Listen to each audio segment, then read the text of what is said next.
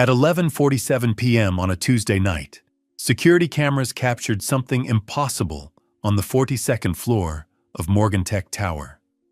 A janitor sat at a CEO's $200,000 Steinway piano, playing a lullaby that hadn't been heard in those halls for 4 years.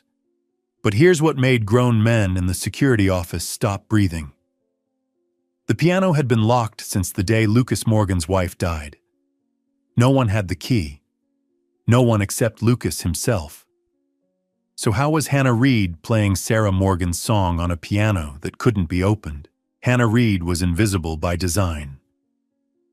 At 28, she'd perfected the art of moving through Morgantech like a ghost arriving before dawn, leaving after midnight, cleaning the billion-dollar empire while Manhattan's power brokers slept. The 42nd floor belonged to Lucas Morgan, a man whose wealth could buy small countries, but whose grief had turned him into stone. Corporate executives swept past Hannah as if she were furniture. Veronica Hale. Lucas's razor-sharp assistant treated her like contamination to be managed. The unspoken rule was clear: people like Hannah didn't speak to people like Lucas. Ever. The class divide wasn't just about money, it was about who mattered and who didn't. Hannah had accepted her place in that hierarchy, until the music started calling her name. Every night, Hannah paused outside Lucas's office and stared at the covered piano. Her cleaning supplies sat forgotten as memories flooded back her mother's gentle hands, guiding her fingers across keys Elizabeth Reed's voice, singing the same lullaby she'd written for her baby girl. "Music doesn't leave you, sweetheart," her mother had whispered during those final weeks in the hospital. "It just waits." 14 years had passed since cancer stole Elizabeth away, and Hannah had buried her musical dreams with her mother's body. Now she cleaned other people's spaces, invisible to everyone, carrying a grief so deep it had become part of her DNA. She pressed her palm against the office glass close enough to touch the dusty piano bench, but knowing she'd never belong in that world of privilege and power. Some dreams she'd learned were only for certain kinds of people, but tonight was different. As Hannah finished mopping the marble floors, she heard something that made her blood freeze. Piano music, soft, haunting, achingly familiar, drifted from behind Lucas's locked office doors. She crept closer, her heart hammering against her ribs. Through the glass, she could see the piano clearly. Its bench was empty. The room was dark. Yet the melody continued, note by perfect note, playing the exact lullaby her mother used to sing. Hannah's hands trembled as she reached for the door handle, expecting to find it locked as always. But it turned easily, as if it had been waiting for her all along. And as she stepped inside, the impossible song grew louder, calling her home to a truth that would change 3 lives forever. What Hannah didn't know was that some songs refuse to die even when their singers have been silenced by tragedy. The next morning brought Chloe Morgan home from school for winter break, 7 years old, with her father's serious eyes and her mother's musical soul trapped inside a child, too afraid to let it sing. Lucas had arranged for her to spend the 3-week holiday at his office, rather than alone with nannies at home, hoping the change of environment might lift her spirits. Hannah first saw her in the main lobby, a small figure drowning in an oversized chair, while her father's assistant, Veronica Hale, spoke in sharp tones about scheduling and responsibilities. Veronica was everything Hannah wasn't: polished, ambitious, territorial. She wore authority like expensive perfume and treated anyone below her station as furniture to be moved when convenient. For the past 2 years since becoming Lucas's executive assistant, she'd positioned herself as indispensable to both his professional and personal life. Her plan was methodical: demonstrate her worthiness as a partner, not just an employee, especially in raising Chloe. The arrival of any woman who might threaten that carefully constructed dynamic was unacceptable. "The child will stay in the executive lounge until her father returns." Veronica announced to the security desk, never acknowledging that Chloe was a person with feelings, not a package to be stored. Hannah watched Chloe's shoulders crumple inward. The recognition was instant and heartwarming in its painful familiarity. This child knew what it felt like to be invisible, too. During her afternoon rounds, Hannah found Chloe alone in the executive break room, tracing patterns on the table with her finger. The little girl looked up with startled eyes when Hannah's cleaning cart squeaked. "I'm sorry," Chloe whispered, already rising to leave. "I wasn't supposed to. You're not in trouble," Hannah said softly, her voice rusty from disuse. "This is your home too." For a moment they simply looked at each other, two souls who understood the weight of not belonging. Then Chloe began to hum so quietly, Hannah almost missed it. But the melody struck her like lightning. It was incomplete, broken, but unmistakably her mother's lullaby. "Where did you learn that song?"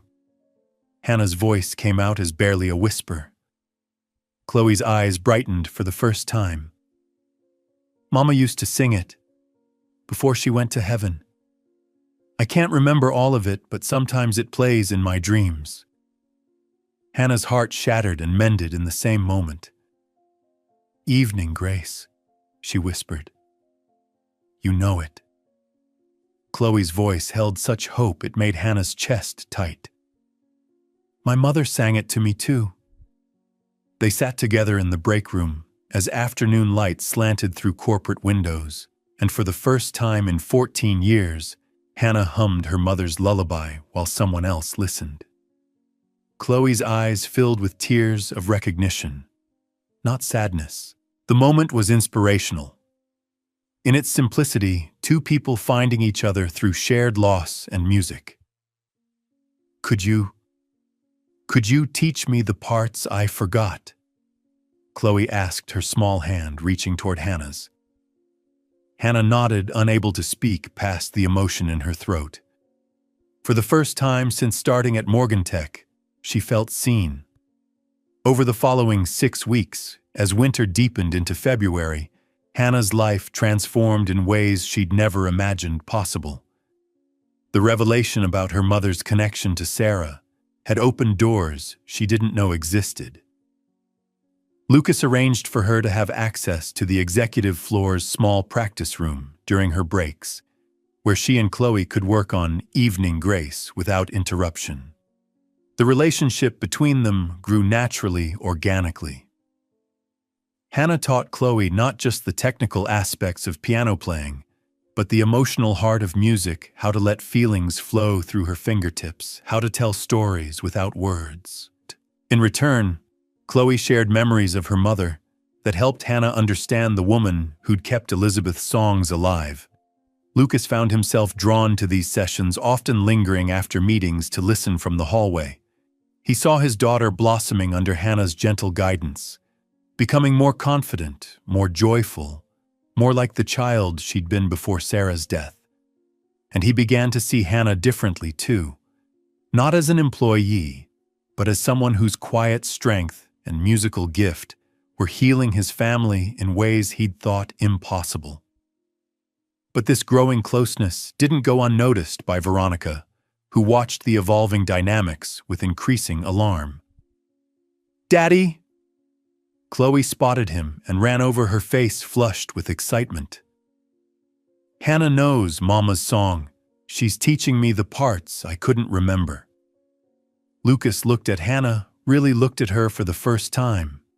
She'd gone rigid with embarrassment, clearly expecting to be reprimanded for overstepping boundaries. But all he could think about was the light in his daughter's eyes, a light that had been missing for 4 years. "Thank you," he said simply, and Hannah's surprise was written across her face like sunrise. That evening, Lucas found himself walking past his office piano for the first time in months. His fingers traced the dust on its surface, and for just a moment, he could almost hear Sarah's voice. "Music heals, Lucas, even when we're too broken to believe it." But healing Lucas was about to learn sometimes comes in forms we never expect. Friday evening descended on Morgantech like a benediction. The building emptied floor by floor until only the emergency lighting hummed in the corridors. Hannah moved through her final rounds, her cartwheels whispering against polished marble when she heard it again, that impossible piano music drifting from Lucas's office. This time she didn't hesitate. She pushed open the heavy glass doors and stepped inside. The piano bench was empty, but the melody hung in the air like perfume. Hannah's skin prickled with recognition, and something deeper, a pull she couldn't name. Her mother's voice echoed across 14 years. Some songs call to us, Hannah. When they do, we must answer. Hannah approached the piano with trembling hands. The keys felt warm beneath her fingertips, as if someone had just been playing. She pressed middle C, and the note rang clear and true, filling the silence with possibility. Then, without conscious thought, her fingers found the opening notes of Evening Grace. The melody flowed from her hands like water finding its course, each note a piece of her fractured heart made whole. She played with her eyes closed, feeling her mother's presence in every phrase, tears streaming down her face, as the song she'd buried with Elizabeth Reed finally breathed again. The piano seemed to sing back to her, its voice rich and resonant, as if it too had been waiting for this moment. You know it. Hannah's hands froze.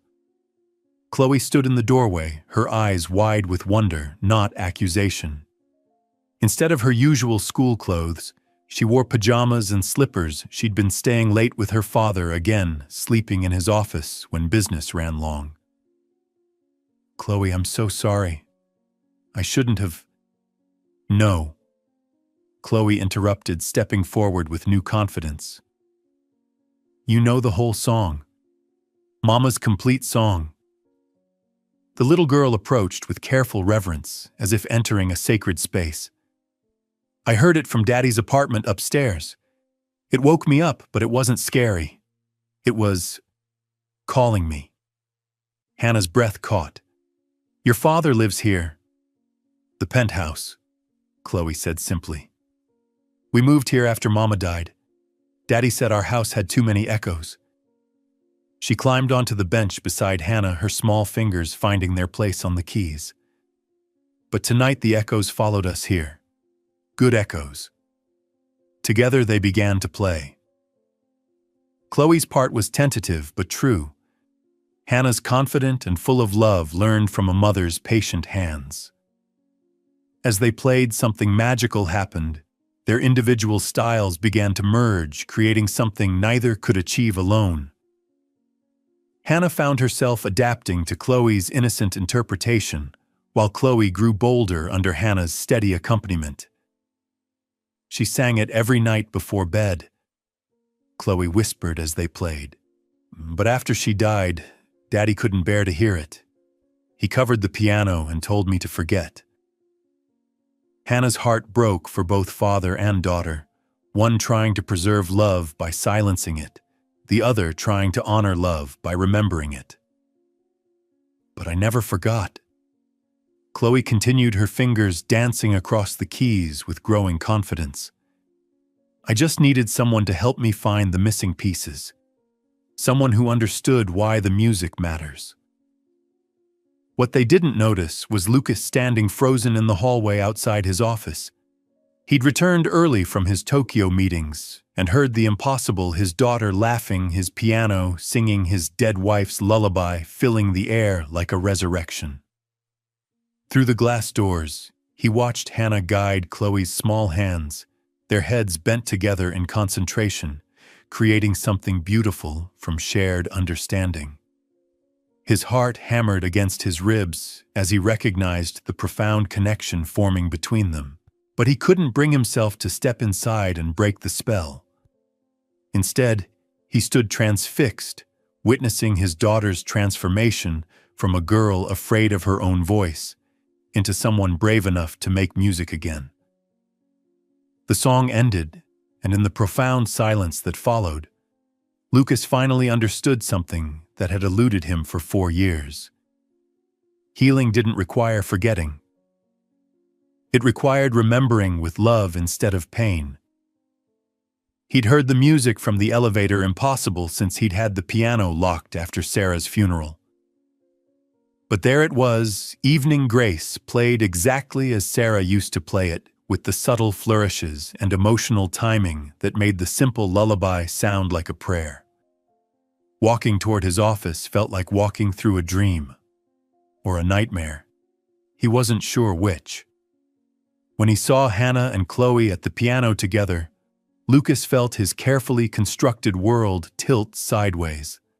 The song was perfect, every note exactly as Sarah had played it. But Sarah was dead, had been dead for 4 years. So how was this janitor playing her song like she'd learned it from Sarah herself? The revelation came 3 days later during Morgan Tech's quarterly staff appreciation event. Lucas was reviewing catering arrangements in the main conference room when he heard it again, Evening Grace, drifting from the employee break room. He followed the sound and found Hannah and Chloe practicing together, completely absorbed in their music. This time he didn't hesitate. He stepped inside. "Where did you learn that?" His voice came out harsh, demanding. Hannah shot to her feet, nearly knocking over the bench. "Mr. Morgan, I'm so sorry. I know I shouldn't have touched the song." Lucas's eyes were wild, desperate. "Where did you learn Evening Grace?" "Sarah played this for Chloe every night.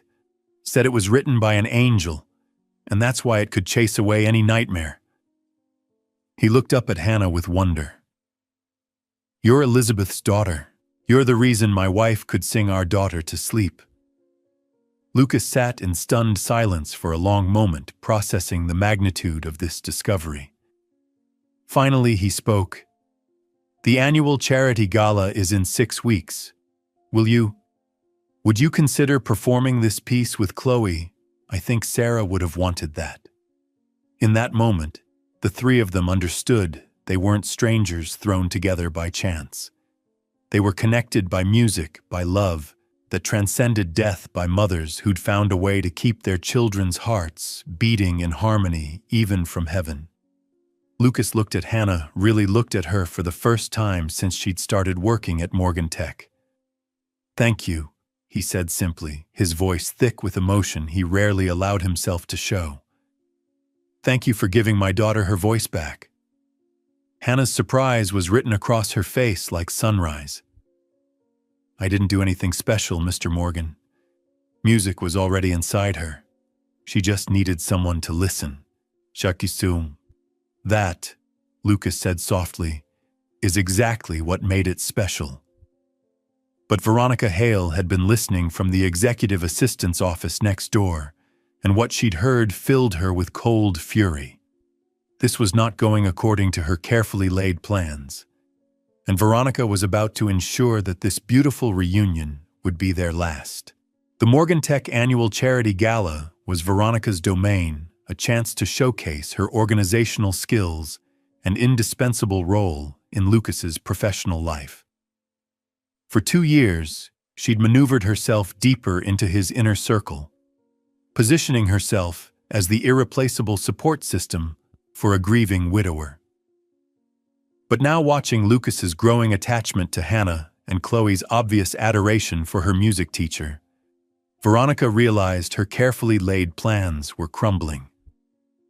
Her sabotage was subtle, designed to look like unfortunate accidents rather than deliberate interference. She scheduled vendor meetings during Hannah's practice times, claiming urgent catering emergencies.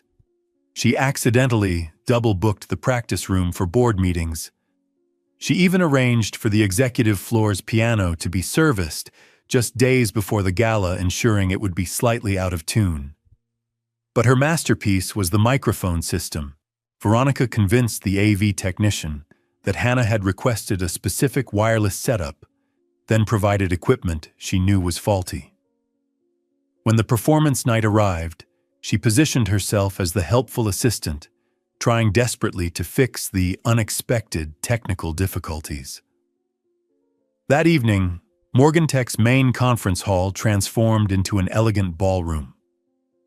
Crystal chandeliers cast warm light over white-draped tables where the city's philanthropic elite gathered to support the company's music education initiative, a program Lucas had started in Sarah's memory. Hannah stood in the side room, wearing the simple black dress Chloe had helped her choose from a downtown boutique. Her hands trembled as she reviewed the sheet music, though she knew every note by heart. She'd played for her mother, played for Chloe, but never for hundreds of strangers who carried their own expectations and judgments. "You look beautiful." Chloe appeared beside her, radiant in a blue velvet dress that matched her eyes. The child's confidence had grown remarkably over the past 6 weeks, transforming from a shy girl into someone ready to share her gift with the world. "Are you nervous?" Hannah asked, smoothing Chloe's hair. "Terrified," Chloe admitted with startling honesty. "But Mama used to say that nerves were just excitement in disguise. And besides, we're not performing for them. We're performing for Mama and your Mama. They're watching from heaven, and I bet they're so proud they're crying happy tears." The introduction music began, and Veronica took the stage with her brilliant smile. She wore a designer gown that cost more than Hannah made in 6 months, her every gesture calculated for maximum impact. "Ladies and gentlemen, tonight we have a very special performance. A piece that holds deep meaning for the Morgan family, performed by..." She paused dramatically, her voice carrying just the right note of condescension. "Our facilities coordinator, Hannah Reed, and Lucas's daughter, Chloe." The phrase, facilities coordinator, was Veronica's masterstroke, technically accurate, but designed to emphasize Hannah's working-class status to this room full of Manhattan's elite. A ripple of surprised murmurs swept through the crowd, exactly as Veronica had intended. Hannah and Chloe walked to the piano, the room's energy feeling suddenly hostile. Hannah could feel eyes assessing her dress, her posture, her worthiness to share the stage with the Morgan family. Her hands shook as she lifted the portable microphone to speak. Nothing. Dead silence from the sound system. Veronica's voice carried from the back of the room with perfectly practiced concern. "Oh dear, technical difficulties. Perhaps we should move on to..." "No." Chloe's small voice cut through the crowd like a blade. She stepped forward, her 7-year-old courage dwarfing every adult in the room. "We don't need a microphone. Our song is strong enough to fill this room with love, just like our mamas intended." Hannah looked down at this brave little girl and felt something shift inside her chest. Chloe's words were genuinely inspirational, a child teaching adults about courage and faith. She sat at the piano bench and placed her fingers on the keys. "This is Evening Grace," she said, her voice carrying clear and true across the silent room. "Written by my mother, Elizabeth Grace, and kept alive by Sarah Morgan. Tonight it lives in all of us." The first notes of the lullaby rose like prayer into the crystal-lit air. Hannah poured her entire heart into those opening measures, every memory of her mother's hands guiding hers, every moment of connection with Chloe, every ounce of love she'd carried in silence for 28 years. Then Chloe's voice joined the melody, sweet and pure and utterly fearless. "Sleep now, my darling, the stars are keeping watch. Angels are humming the songs your heart holds dear. Love never leaves us, it only changes form. Evening Grace will always, always be here." The room fell completely silent, every conversation suspended, every heart stopped by the raw beauty of the performance. Hannah and Chloe played as if they were alone in the universe, their connection to the music and each other transcending the formal setting. The melody seemed to wrap itself around each person in the audience, finding the places where they too had lost someone, where they too had buried songs they thought they'd never hear again. Lucas arrived just as the final notes began having rushed from the downtown emergency that had kept him away. He stood in the ballroom doorway, still in his business suit, watching his daughter and Hannah create something sacred together. The sight was profoundly heartwarming. Two souls healing each other through music, proving that love never truly dies. It just waits for the right moment to sing again. As the last note faded, the silence stretched for one heartbeat, 2, 3, and then the room erupted. Not polite charity gala applause, but thunderous standing ovation clapping that seemed to shake the chandeliers. Men in $1,000 tuxedos wiped their eyes without shame. Women clutched their pearls and their hearts simultaneously. The performance had touched something universal, the hope that love survives death, that connections transcend loss, that beauty can emerge from the deepest grief. But as the applause died down, Lucas noticed something that made his business instincts sharpen. When the microphone had failed, Veronica's reaction hadn't been surprise, it had been satisfaction quickly masked. He'd built a tech empire by reading people's micro-expressions, and that fleeting look of triumph hadn't escaped his notice. During the reception that followed, Lucas moved through the crowd with his CEO smile firmly in place, but his mind was working. He approached the AV technician, who was packing up equipment. "Tell me about the microphone setup for tonight," Lucas said casually. "Strange thing, Mr. Morgan," the technician replied, scratching his head. "Your assistant said the performer specifically requested that old wireless system from storage. I told her it was unreliable, but she insisted. When it failed, I had to scramble to find replacements." Lucas felt pieces clicking into place with cold precision. "Did she happen to mention why Ms. Reed wanted that particular equipment?" "Said something about it being sentimental, that the performer's mother had used the same model years ago. Seemed odd to me, but your assistant was very convincing, even had me believing it was some kind of tribute." The lie was so elaborate, so emotionally manipulative, that Lucas felt a chill run down his spine. How long had Veronica been spinning these webs of deception?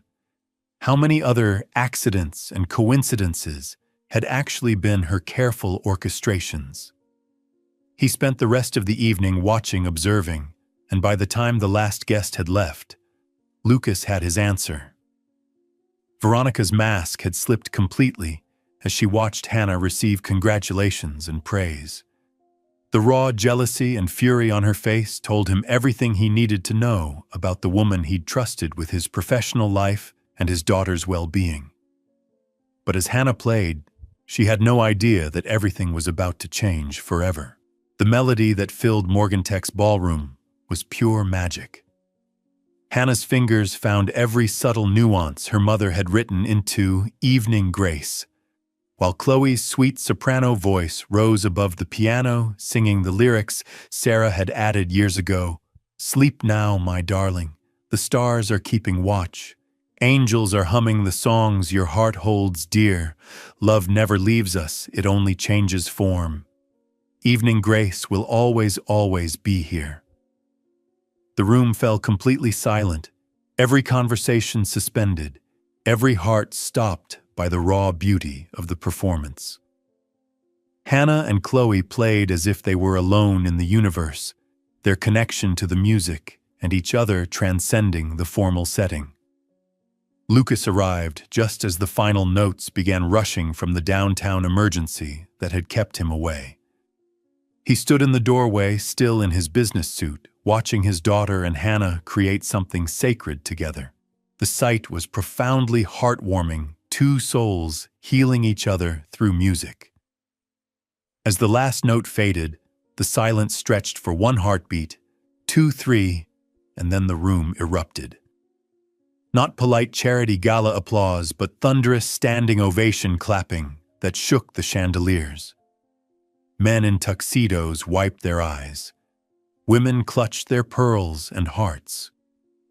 The performance had touched something universal, the hope that love survives death, that connections transcend loss, that beauty can emerge from the deepest grief. But as the applause died, Lucas noticed something that sharpened his instincts. When the microphone had failed, Veronica's reaction hadn't been surprise, it had been satisfaction. He'd built a tech empire by reading micro-expressions, and that fleeting look of triumph hadn't escaped him. After the performance, Lucas approached the AV technician. "Tell me about the microphone setup." "Strange thing, Mr. Morgan," the technician said. "Your assistant said the performer requested that old wireless system from storage. I told her it was unreliable, but she insisted. When it failed, I scrambled to find replacements." Lucas felt pieces clicking into place. "Did she say why Ms. Reed wanted it?" "Said it was sentimental, that her mother had used it years ago." "Odd to me, but—" The technician shrugged. The elaborate emotional lie sent a chill through Lucas. How long had Veronica been manipulating situations? How many other accidents had been her doing? By the time the last guest left, Lucas had his answer.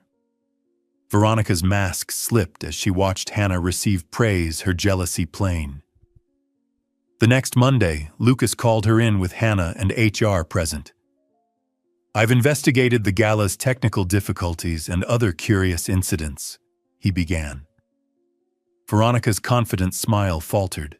"The AV tech told me you requested faulty equipment disrupted Hannah's practice sessions, and even arranged for her sheet music to go missing," Lucas said. "And then there's the email trail." Veronica went pale. "You contacted vendors to create disruptions, canceling piano tuning, delaying catering, sending wrong flowers. Care to explain?" "She's a janitor, Lucas," Veronica spat. "A nobody manipulating her way into your family." "What I see," Lucas replied coldly, "is someone who sabotaged a child's performance out of jealousy." Her composure cracked. "You're in love with her, aren't you, replacing Sarah with some cleaning lady?" Lucas's voice hardened. "I'm grateful to Hannah for giving my daughter music again. You're terminated effective immediately." As security escorted her out, she hissed, "She'll never be good enough for your world." Lucas turned to Hannah. "She already gave me something invaluable, my daughter's laughter."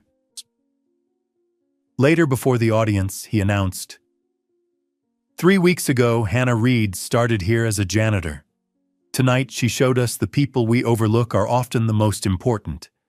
Effective immediately, she'll direct our new community music program." From the back, Veronica's sabotage unraveled. Instead of destroying Hannah, she'd made her shine. 1 month later, Hannah stood in Morgantech's new music room, watching children discover piano keys. Chloe sat with a shy boy, showing him evening grace as Hannah had shown her. Lucas appeared in the doorway, no longer the cold CEO, but a father who knew love and music never end. Outside, evening fell, and somewhere in heaven, 2 best friends smiled, proof that the smallest acts of kindness can ripple across generations. It just waits for the right hands to bring it back to life.